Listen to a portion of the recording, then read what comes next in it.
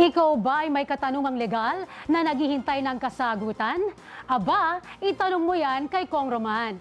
Sa bagong episode ng Itanong Mo kay Kong Tony Roman, alamin ang isa sa mga epektibong hakbang na dapat gawin kapag ikaw ay inakusahan ng walang sapat na ebidensya. Aba naku, Kong Tony Roman, ano po bang sagot dyan?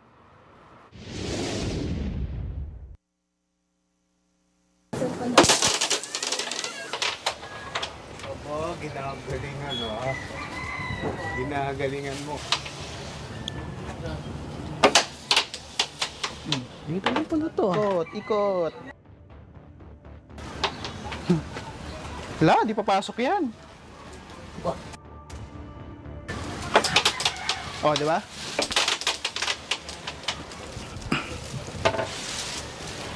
Ayos ba? Oo, natatakbo. Tagal dito ko pa rin, tagal kami naman muna. Dito, boss, bakit? Sino ka ba? Ano paliwanag? Doon ka doon. Ano ba? Ano ba paliwanag? Sino ka ba? Stasyon ka paliwanag. Dito ka lang pala, tagal na kita mo. Sir, ano mo problema, sir? Adik. Anong adik? Nagkakamali ka ata eh. Naman, may ebidensya ako sa'yo. Anong ebidensya? Wala akong ginagawang masama. Sa presinto ko na paliwanag. Sir, wag. Dito ka lang pala. Sir! Ano pa mo?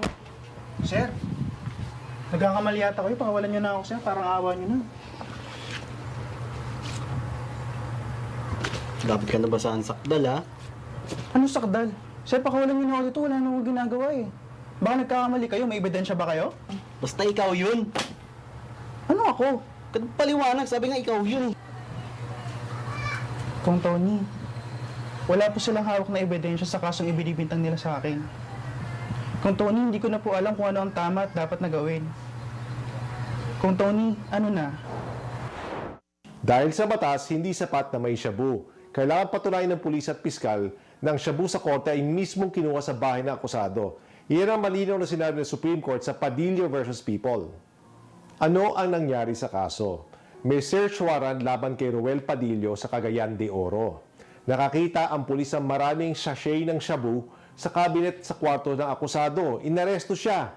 Hinatulan siyang may sala ng RTC at Court of Appeals. Pero sa Supreme Court, ibinasura ang hatol at pinalaya siya. Bakit? Dahil napatid ang chain of custody, may apat na tanong na kailangan masagot. Sino ang kumuha ng droga? Sino ang tumanggap bilang investigador? Sino ang nagdala sa crime lab? At sino ang nagharap sa korte? Sa kaso ni Padillo, 8 buwan ang nawala sa record. Walang testigo, walang logbook, walang dokumento.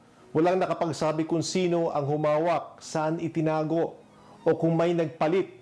Hindi sigurado ang shabu sa korte ay siyang kinuha sa bahay. Sa drug cases, the identity of the drug is the heart of the crime. Kung may duda, dapat mapawalang sala ang akusado. Isa pang mahalagang aral mula sa kaso, kahit hindi agad nag-object ang akusado sa search warrant, kapag constitutional rights ang nilabag, hindi yon nawawala. Tandaan, sa drug cases, hindi pwedeng muka ito na yon.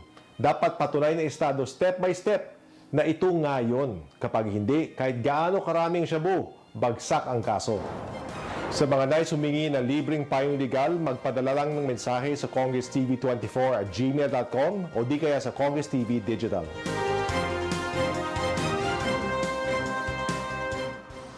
Isang tanong na naman ng ating kababayan ang nabigyang kasagutan. Kaya abangan ang susunod na episode natin dahil malay mo, tanong mo na ang sunod na sasagutin.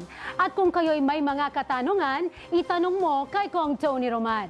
Mag-comment lang sa aming social media pages o email kami sa congresstv24@gmail.com.